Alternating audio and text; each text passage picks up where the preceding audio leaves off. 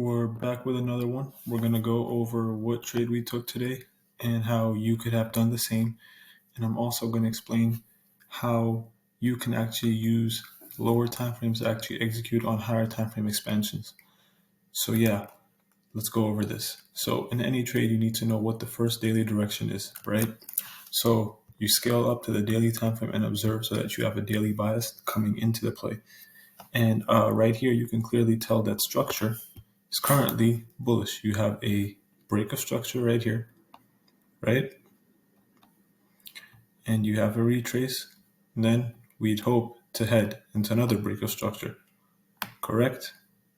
This is pretty much what the daily looks like right now. Now we scale down to the 4-hour, right? The 4-hour completed the retracement phase of this move and also is doing the expansion phase right now, correct? So what do you have here? Same thing. You have, actually, let me restart this so that it's very clear. You had this expansion phase. You had this retracement phase. And now we're having another expansionary wave.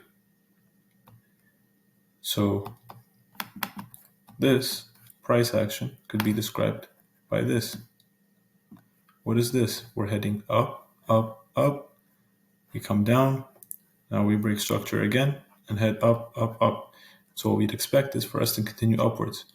So we like to trade with the trend, not against it, because trading against it wouldn't be done from a higher time frame perspective, but from a lower time frame perspective.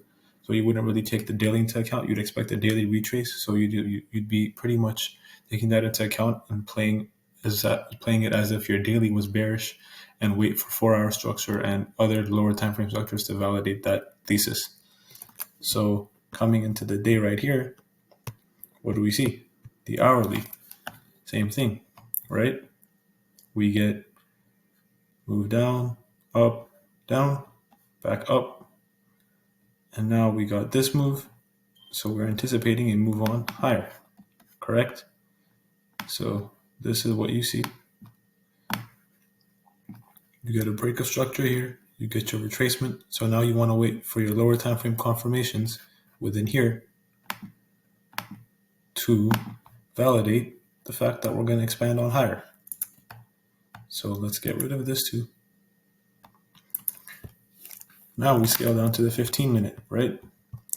So 15-minute is bearish. So to invalidate the bearish structure that has been built, we'd at least want what? 5-minute structure to validate bullish structure.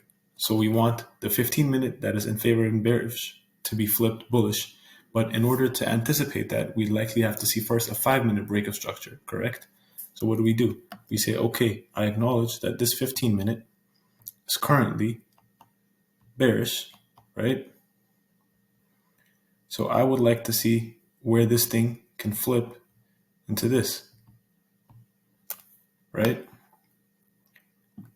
So this is the part where we're interested, right here. So what do we see? We want price to come in and then flip structure on the lower time frames to give us leads that we're going to head on higher. So what do we get? 5-minute scale down.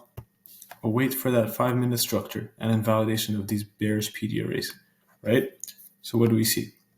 We see 5-minute break. That's already a near entry point for me. And then after that, what do we get? We get a retracement into the breaker block, right? And off this retracement, we react and expand on higher into the previous session high zone. Obviously, I targeted higher than here. This is why I couldn't secure as much profit as I'd liked. But nevertheless, we won this trade and we got a retracement into at least what? This bearish order block. So today we hit a 1 to 2, pretty much securing us a 1% gain. And ultimately, we're up on the week running 2-0. I didn't trade yesterday, but I did trade on Monday. And this was the trade we were looking for.